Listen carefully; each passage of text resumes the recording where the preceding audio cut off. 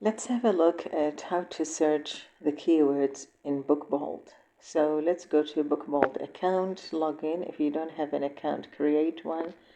You have 3 days free to use it and explore it. So I've typed in the search bar kids coloring books and search.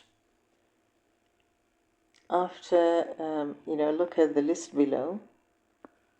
You'll see that the search volumes here 2,000, 6,000 something. So let's go to, for example, kids coloring in books, 1,042 searches. Click on the icon next to the heart for details. A meaning it's low competition, but there aren't estimated monthly sales volume is very low, so we don't want that. Let's go down the list to the last one, coloring books for kids in Spanish. Let's have a look at that. Also not many sales.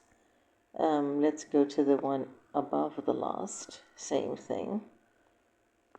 Let's go to small coloring books for kids. Details.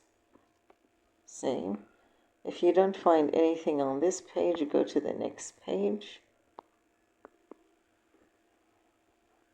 Let's go to the first one, click the details icon. That's a good one. Kids and adults coloring books, 104 sales, and it's low competition.